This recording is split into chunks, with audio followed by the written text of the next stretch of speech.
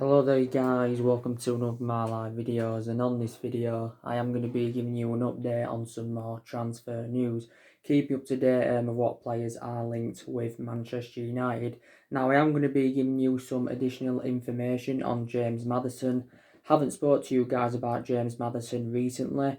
Also going to be giving you some more additional information on Jadon Sancho, and here's lots of other things to talk about, because don't forget, like I mentioned earlier on today, Manchester United do want to make world-class signings in the summer, and it has been confirmed Manchester United and Ed Woodward will, make contact with a lot of players and agents in weeks to come and that. So we'll start with the news on James Maddison. So reportedly Manchester United still want to sign James Maddison. Now, Rio Ferdinand, of course, who is a former Manchester United player, he's given his overarching view on this, and he actually, does believe that Jack Grealish has got a cutting edge over James Maddison. And, Rio Ferdinand has explained this. I'm actually, very, very sceptical that Manchester United will sign Grealish and James Maddison in the same transfer window, but I won't fully disregard that.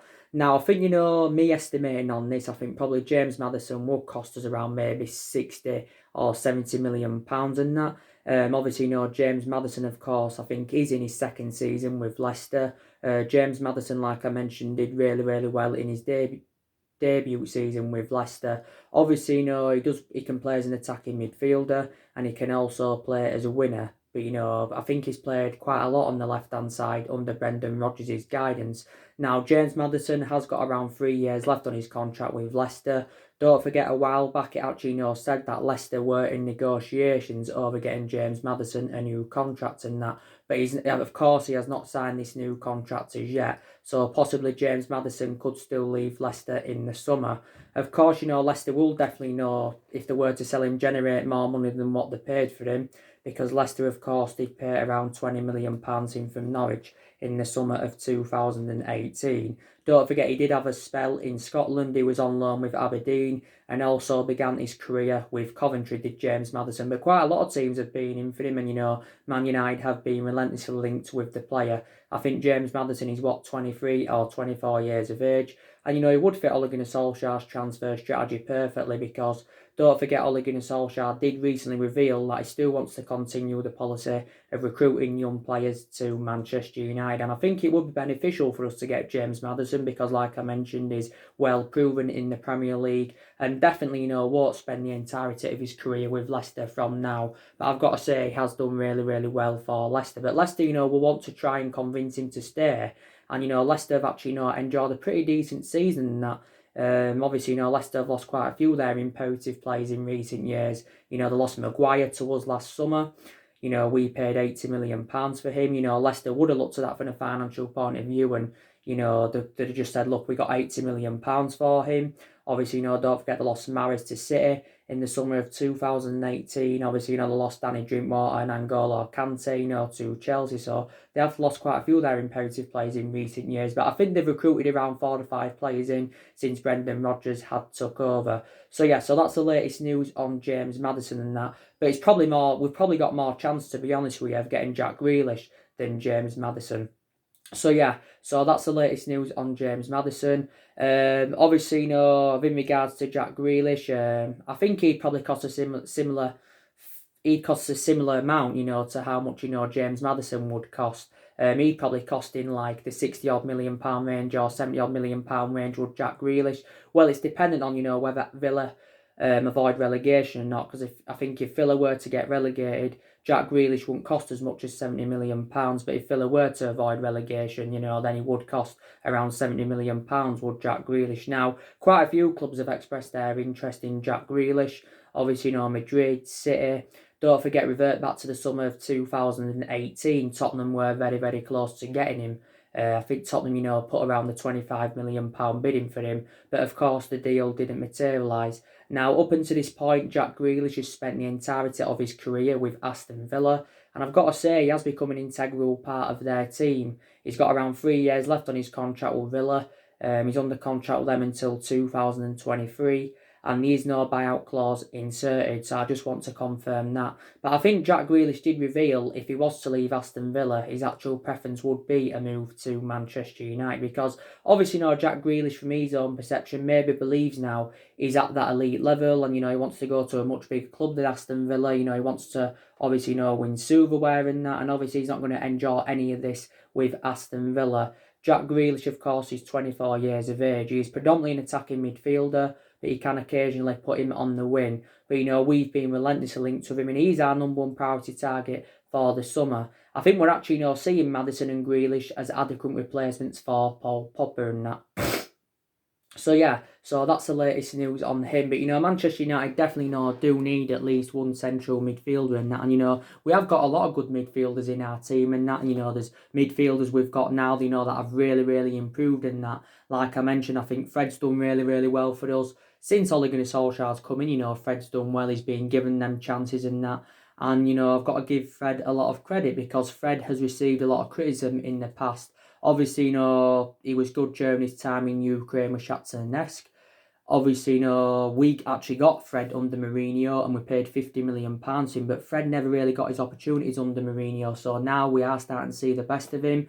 I think he's complemented McTominay very, very well in our midfield. They make a good midfield partnership. I've got to give McTominay a lot of credit. He's enjoyed a really, really good season. Obviously, McTominay's just come back from injury. Obviously, Matic, he's done really, really well recently. And I think, the club did make the right decision by triggering that 1 year extension on his contract. The main explanation why we're giving this is reflecting on his good run of performances. So we know Matic is going to be staying at the club, and Matic is now into his third season as a Manchester United player. Obviously, Bruno Fernandes, like I mentioned, he's enjoyed a fantastic start to his Manchester United career.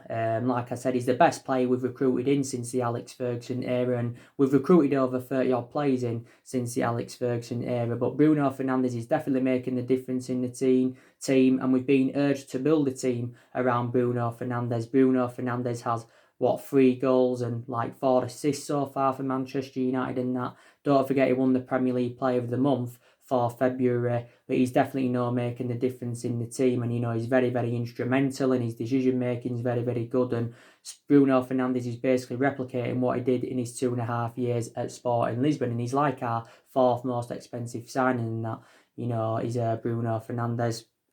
But yeah, we have got a lot of midfielders in our team, but I do believe Manchester United still need to recommend one in. Even if Paul Pogba was to stay, I'd still believe Manchester United need at least another midfielder.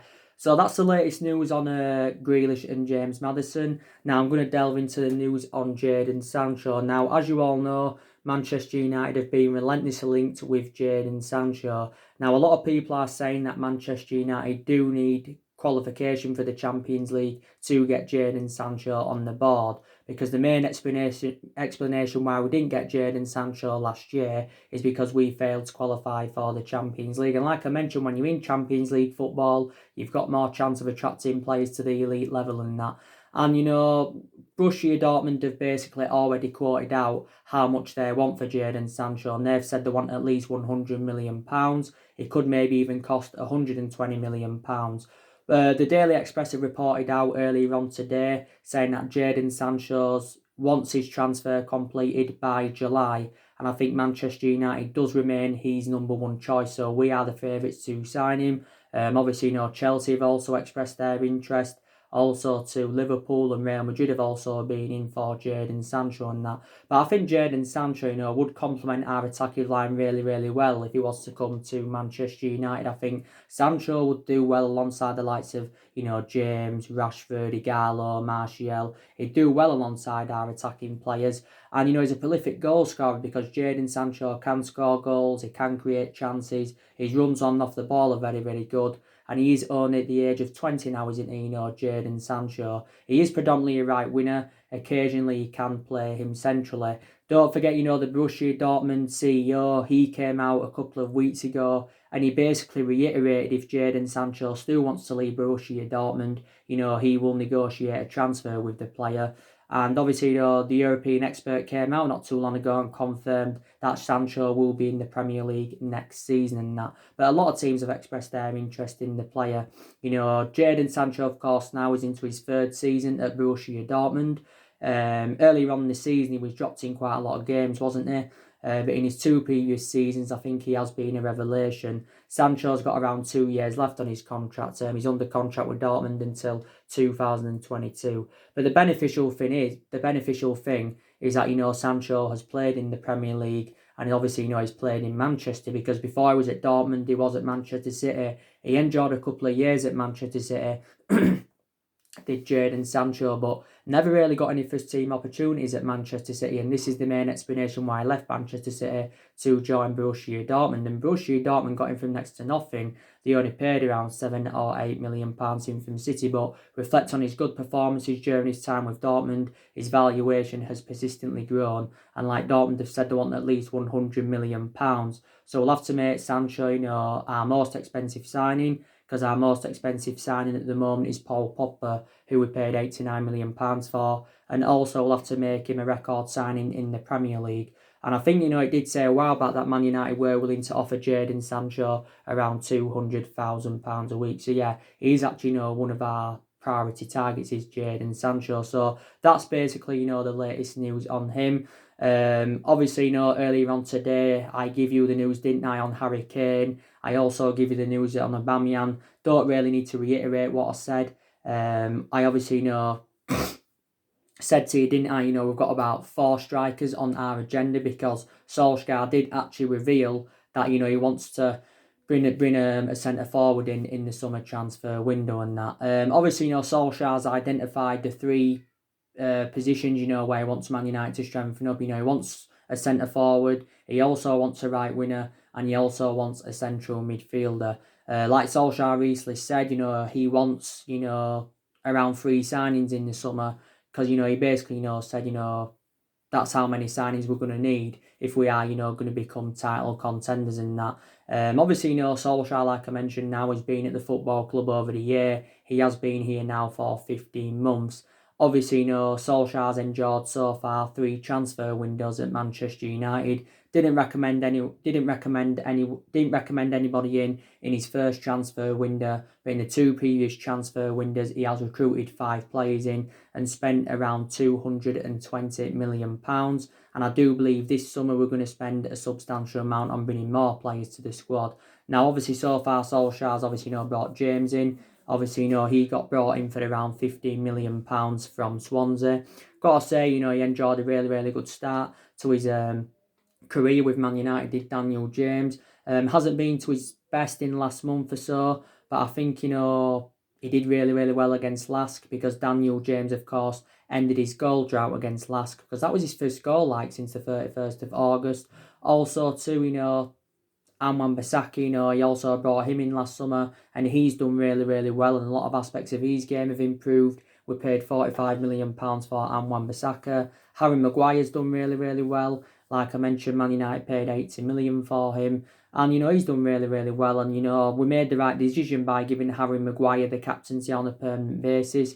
We're giving the captaincy reflecting on Ashley Young's departure from the football club. And obviously in January, Solskjaer brought Bruno Fernandes in, and he also brought Odion Ighalo in. So he's made 4 permanent signings, and he's obviously, the 5th player he got, he got him on loan. Obviously, we've got Odion Ighalo on loan until, the end of the season. So it's like a 6-month loan we've got him on. Obviously, don't forget, Solskjaer did recently make an admission saying that, we could decide to make his transfer permanent in the summer, because, like I mentioned, Odion Ighalo's enjoyed a fantastic start to his Manchester United career. 4 goals in 3 starts for the club. He's also provided a couple of assists as Odion Ighalo. And like I mentioned, he's totally comparison to our other attacking players. But like Solskjaer recently mentioned, is an option of a different type of centre-forward is Odion Ighalo. And I also got to credit him because his hold-up play is very, very good, and he can score goals, he can create chances, and he has been a Manchester United fan since he was a boy. So I've got to credit Solskjaer because, he has recruited good players to Manchester United since he's come in. He's also got rid of a lot of the deadwood, so that's something else I do credit him for. Obviously, some players will let go on permanent transfers. Like I mentioned, Ashley Young, He went on a permanent transfer this year to Inter Milan after Young endured 8.5 years at Manchester United. Also to, we obviously know Herrera got on a permanent transfer last summer to PSG. He endured 5 years at the club. We let Fellaini go to China on a permanent transfer in January 2019. Fellaini, of course, endured 6 years at Man United. Obviously, we let Romelu Lukaku go last summer to Inter Milan. We'd have looked at it from a financial point of view, and we'd have been happy with what we generated from his departure because we got £70 million for Lukaku. But we may come to regret the decision now letting Lukaku go, because Lukaku was very, very good for Man United. He did endure 2 years with the club, and like I mentioned, he scored 42 goals in 96 games for the club in all competitions, did Romelu Lukaku. But he was exceptional in his first season, but didn't really replicate that in his second season, Romelu Lukaku. So that was a bit of a disappointment. But in the end, he had to go, and Solskjaer did say back in September that we'd made the right decision by letting Romelu Lukaku go. We made the right decision. But, like I mentioned, Lukaku's been talking about Ole Gunnar Solskjaer. Obviously, he's been backing him, and he feels as though now Solskjaer is making the right decisions. And he also said, Man United are recruiting the right players in. So this was from, Lukaku's perception and that. So I've got to give Lukaku a lot of credit for coming out and, backing Ole Gunnar Solskjaer and that. So yeah, we let quite a few go on permanent transfers, but also, we loaned quite a few players out. Obviously, we loaned Marcos Rojo out to Estudiantes. I do believe the club are going to negotiate on getting rid of him on a permanent transfer. Obviously, we loaned Chris Smalling out to Roma. Obviously, Smalling did endure 9 years at Manchester United, so he was a long-serving player. There's still a possibility chance that Smalling could come back after his loan spell with Roma. Possibility chance. Also we loaned Sanchez out to Inter Milan. I think we're also going to get rid of Sanchez on a permanent transfer. Of course, Sanchez endured a difficult 18 months with Manchester United. So yeah, we have loaned quite a few players out.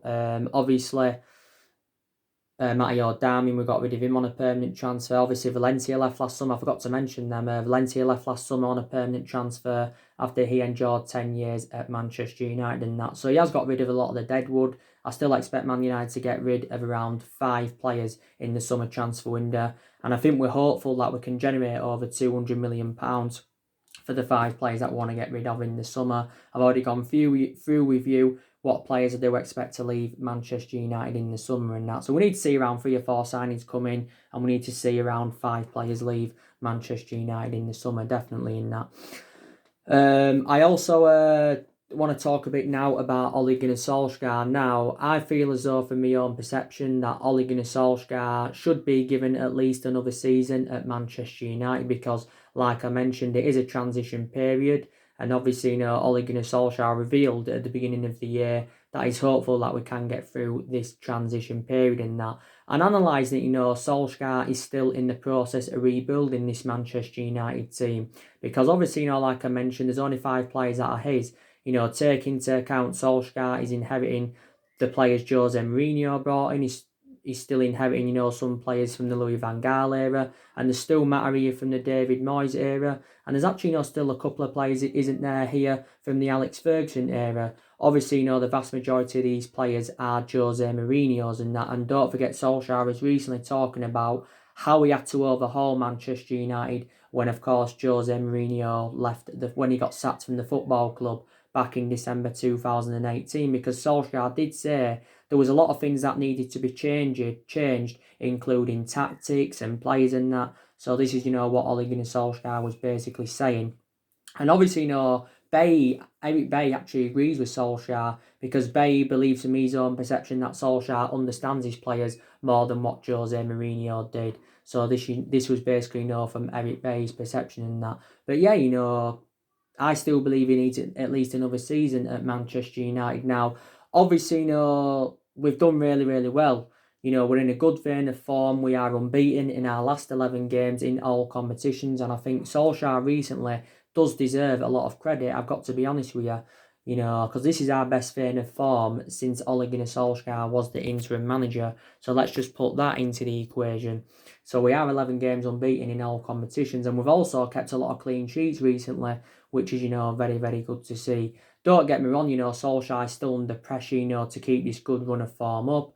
We've also got to give him a lot of credit as well because, he has given everybody their chances to express themselves, because don't forget, when we recommended Solskjaer in, he did say he was going to give everybody the chance to express themselves. He also said at the beginning of this season that the young players would get given their opportunities, and to be fair, the young players have been given their opportunities in that. So I've got to also give Solskjaer a lot of credit for that. Also, he has progressed us to the FA Cup quarter-finals. We have progressed to the quarter-finals of the FA Cup for the 6th season in a row. The FA Cup is a priority for us because it's a chance of us getting some silverware on the board. And also, he's got us to the last 8 of the Europa League. And we have emerged as one of the favourites to win the Europa League. Obviously, winning the last 8 now. And obviously the Europa League is another route to Champions League qualification and that. So I've got to give Solskjaer a lot of credit recently, because I think recently his approach to games have been good. He's had a plan A, he's had a plan B, and he has showed a lot of tactical flexibility. And I think from my own perception, Manchester United look much better with a 3-5-2 formation. I think it suits our standards because we look a lot more expansive with a 3-5-2 formation. But we actually seldom go with 3 at the back, because Solskjaer this season has been mainly going with that 4-2-3-1 formation. Because from my own perception, though, I don't think, the 4-2-3-1 formation suits our standards. I think on the odd occasion he's gone with a 4-3-3. I think Solskjaer went a lot with a 4-3-3 when he was the interim manager and that. But I think Solskjaer believes it's very beneficial to go with the 3-5-2, maybe against elite opposition, because our record against the top 6 sides this season has also been very, very good. So that's something Manchester United have improved on this season. We've registered 17 points against the top 6 sides this season. Solskjaer has become the first manager in history to beat Pep Guardiola, 3 times in one season. Obviously, he's overcome Frank Lampard 3 times. In total, he's beaten Chelsea 4 times since he's come in. Also true, we drew with Liverpool earlier on in the season. Don't forget, beating PSG. So, yeah, we've done really, really well against the big 6 sides. But, we haven't really replicated that against lower opposition. And that's what's let Manchester United down, basically. And, we've had quite a few big wins under Solskjaer. 5-0 against Lask. 5-1 against Cardiff. That was Ole Gunnar Solskjaer's first game as Manchester United manager. 4-0 against Chelsea on the opening day of the season. 6-0 against Tranmere in the Cup. 4-1 against Newcastle. And there might be a few others I haven't mentioned. So, yeah, Man United have had, quite a few big wins in that. But as you all know, Ed Woodward is still determined to back Solskjaer, because he said a while back, he's laid the foundations for long-term success with him. Also, too, the Glazers have come out recently and said, they're still determined to back Solskjaer of the Glazers. The Glazers have been here since 2005.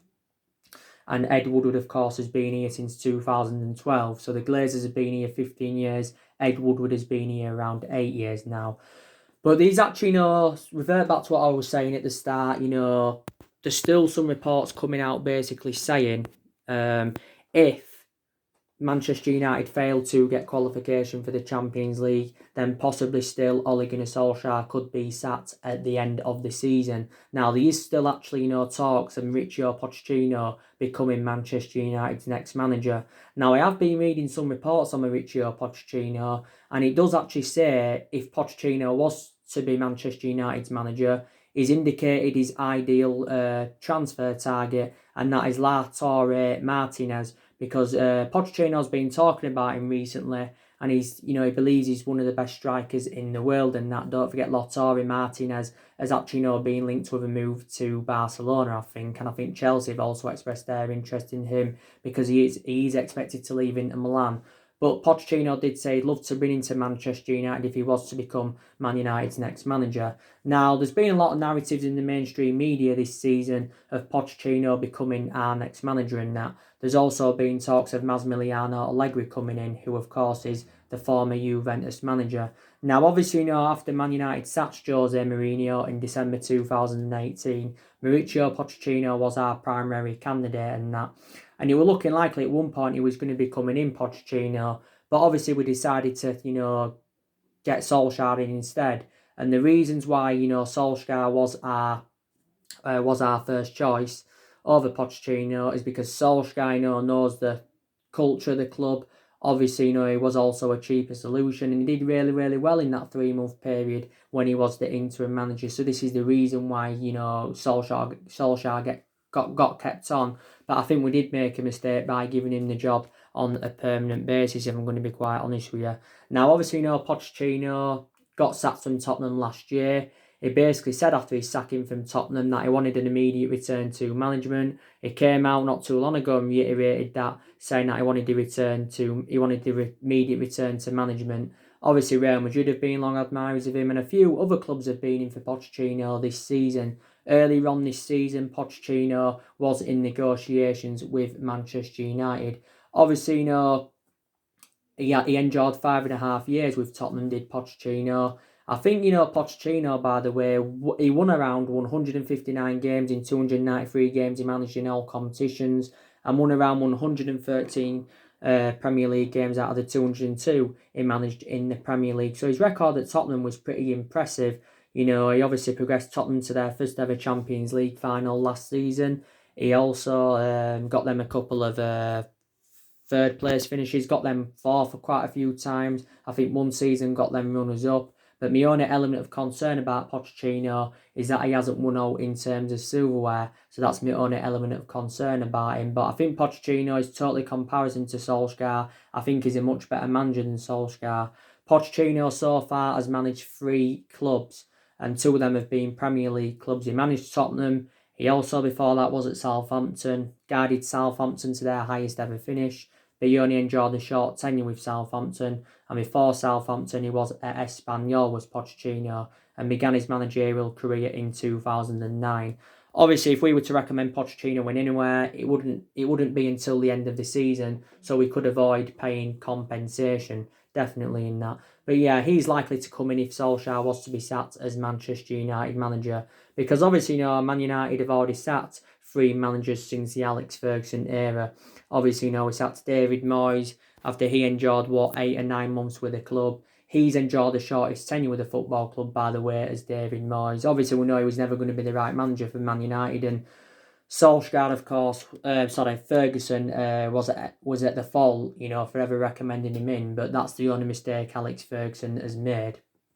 But the main explanation why I recommended him in is because they was both Scottish. And I think we finished 7th that season under David Moyes. And I think that, that's the lowest Manchester United have finished in the Premier League era. Obviously, Louis van Gaal came in, did win the FA Cup under Louis van Gaal. But obviously his philosophy wasn't right for the football club. But I've got to say it was totally comparison to David Moyes. Like I mentioned, Van Gaal recruited a lot of players in. He also let a lot of players go. And then after Louis van Gaal, we got Jose Mourinho in, and Jose Mourinho enjoyed 2.5 years at Man United. And I give you the main explanations why it didn't work out under Jose Mourinho. Because obviously, he had bad disputes with the board, bad disputes with the top players. The board weren't backing the signings that I wanted to recommend in the summer of 2018. And that just tells you then, your tenure, your managerial tenure isn't basically, going to work out. Mourinho did win 2 trophies in his first season at the club. Obviously, he won the Europa League and the League Cup. And he also got second place in his first season. But so like I mentioned, will Solskjaer last longer than Jose Mourinho? He's been here already over the year. He's got around, 2 years left on his contract as Ole Gunnar Solskjaer. I'm still very sceptical, though, that he is the long-term solution for Manchester United, is Solskjaer. But he's obviously, lasted longer than Moyes. I think, I think he will probably last longer than Louis van Gaal and that. But, we shall see, to be quite honest with you.